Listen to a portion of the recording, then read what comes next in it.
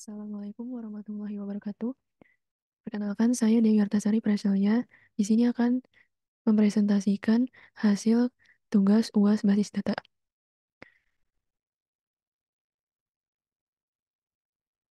Konteks Jakarta Books adalah sebuah perpustakaan online yang menyediakan buku, majalah, jurnal, dan artikel.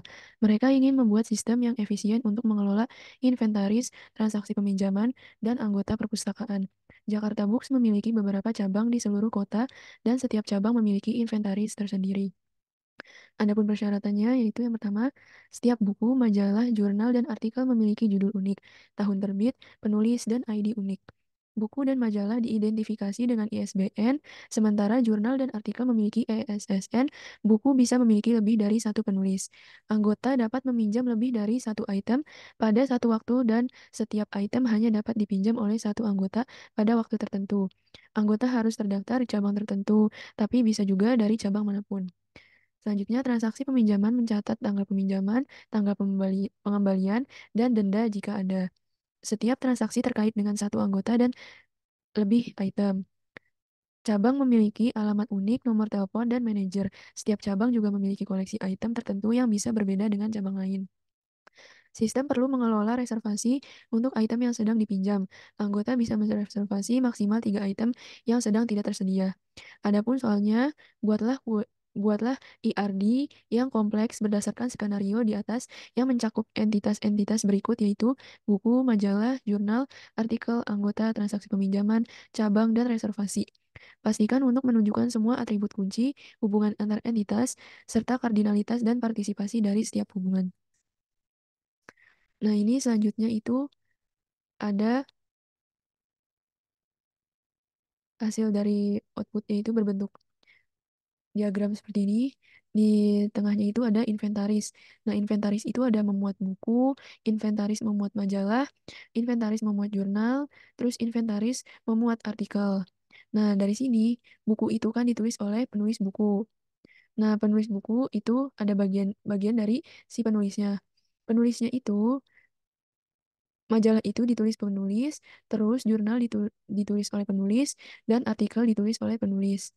Nah, selanjutnya di sini juga inventaris melibatkan list pinjam, inventaris melibatkan list reservasi, inventaris mempunyai cabang.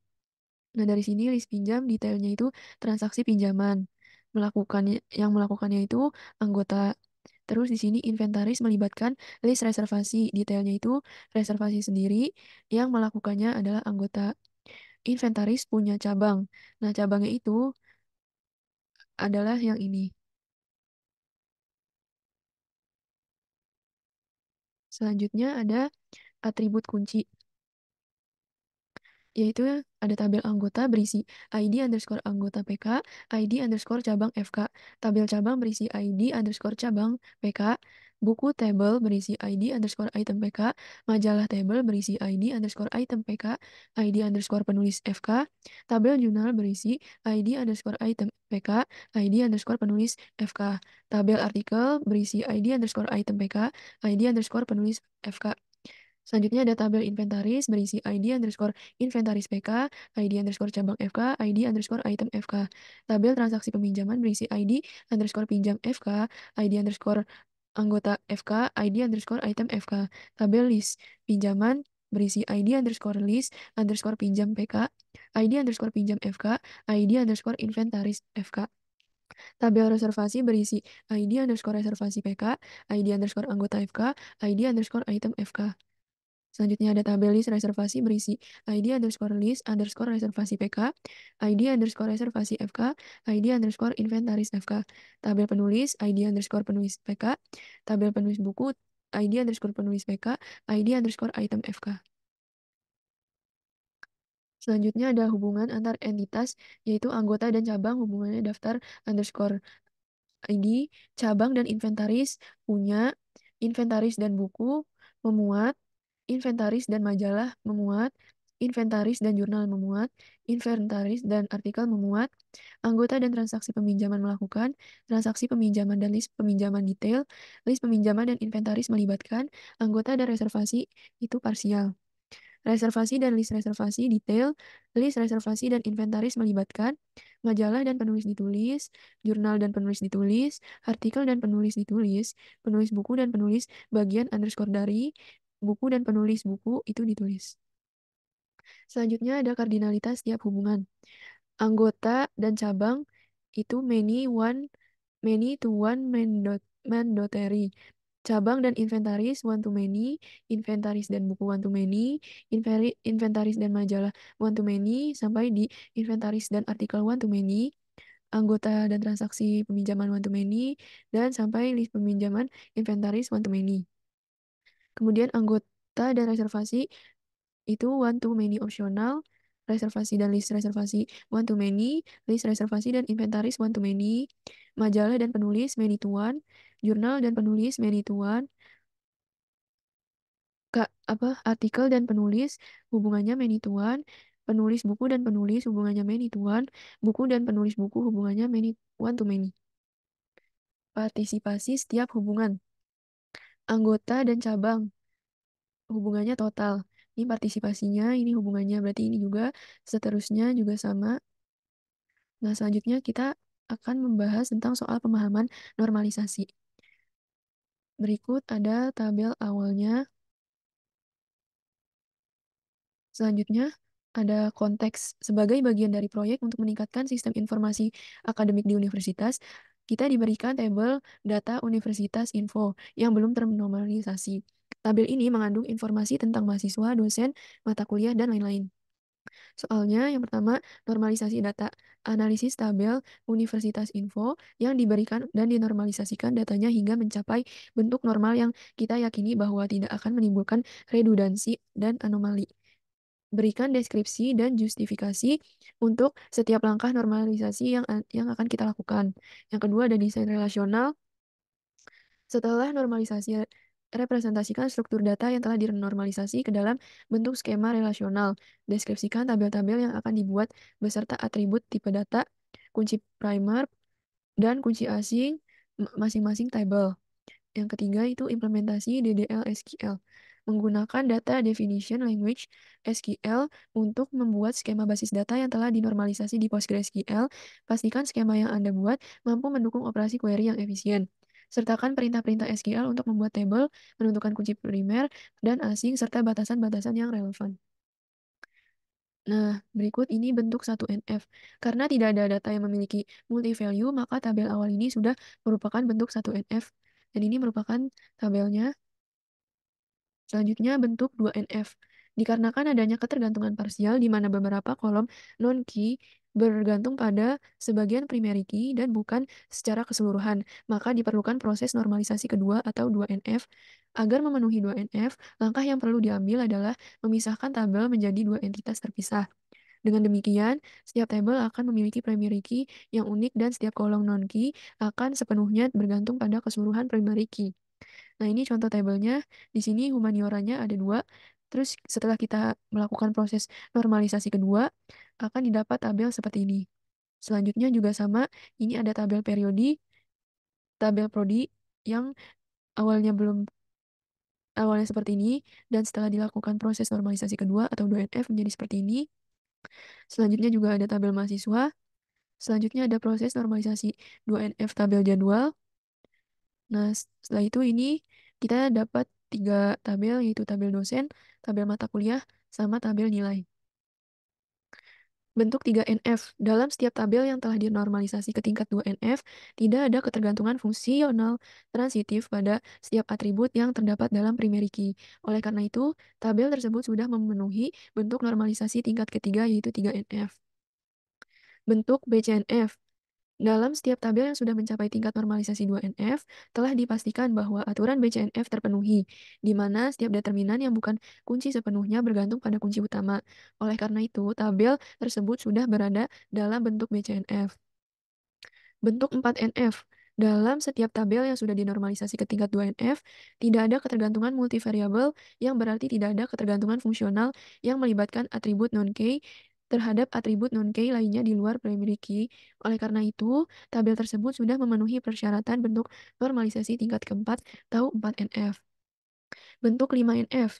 Dalam setiap tabel yang telah direnormalisasi hingga tingkat 2NF, tidak dapat dependensi join, sehingga tabel tersebut sudah mencapai bentuk normalisasi tingkat kelima, yaitu 5NF. Nah, selanjutnya ada desain relasional, tabel fakultas, ID underscore fakultas PK varchar, nama underscore fakultas varchar, dan seterusnya juga sama. Nah, ini juga ada implementasi dari DDL Ini code-nya, ini juga sama code-nya. Nah, selanjutnya ini ada hasil dari diagramnya, yaitu jadwal, ada dosen, yaitu isinya ID dosen, nama underscore dosen, alamat underscore dosen. Terus berarah ke mata underscore kuliah, ID mata kuliah, nama underscore mata kuliah. Dari jadwal kita ke program studi. Di sini ada ID underscore program underscore studi, nama program studi, ID underscore fakultas. Dari sini ke fakultas. Ada ID underscore fakultas, nama underscore fakultas.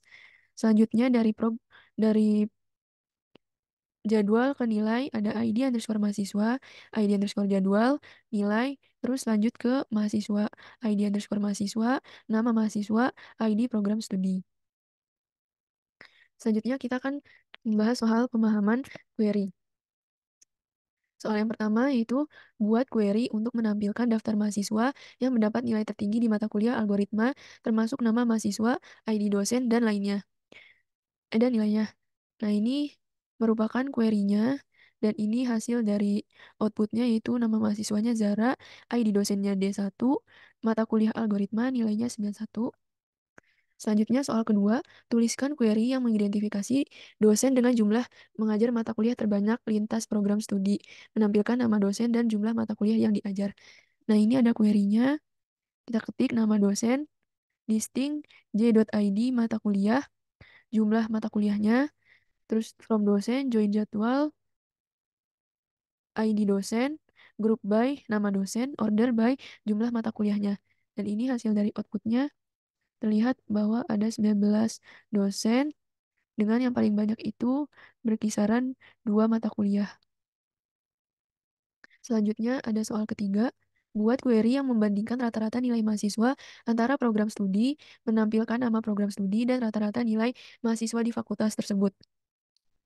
Ini ada query-nya, yaitu prodi, nama underscore program studi, average nilai, from program studi prodi, join mahasiswa, on prodi ID program studi, ID program studi, nilai on ID mahasiswa, group by prodi dot ID program studi, order by rata-rata nilai.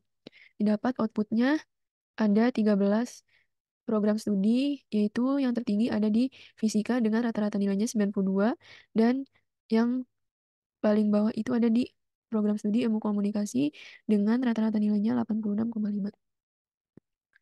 Selanjutnya soal yang keempat, buat query yang membandingkan rata-rata nilai mahasiswa antar fakultas, menampilkan nama fakultas dan rata-rata nilai mahasiswa di fakultas tersebut. Nah, ini ada query-nya, nama fakultas, nilai, from fakultas, join program studi, join mahasiswa, ID program studi, nilai on ID mahasiswa, group by, nah kita group by-in, ID fakultas, nama fakultas, order by-nya rata-rata nilai. Nah, ini outputnya terdapat nama fakultasnya dan rata-rata nilainya ini yang paling tinggi di Fakultas Arsitektur dengan rata-rata nilai 91,5. Selanjutnya soal yang kelima, tuliskan query yang membandingkan rata-rata nilai mahasiswa di semua mata kuliah yang diajar oleh masing-masing dosen. Tampilkan nama dosen, mata kuliah yang diajar, dan rata-rata nilai mahasiswa dalam mata kuliah tersebut. Ini kita select distinct, kita pilih nama dosen, nama mata kuliah, sama rata-rata nilainya. Terus from dosen, kita join jadwal on ID dosen. Join lagi mata kuliah on ID mata kuliah. Join nilai on ID jadwal di grup by nama dosen, MK nama mata kuliah. Kita order by rata-rata nilai. Nah, didapat ada nama dosen, nama mata kuliah, sama rata-rata nilainya. Ini nama dosen yang paling tertinggi itu ada di Lisa, dengan mata kuliah psikologi sosial dengan rata-rata nilainya 93. Sekian presentasi dari saya, kurang lebihnya mohon maaf. Wassalamualaikum warahmatullahi wabarakatuh.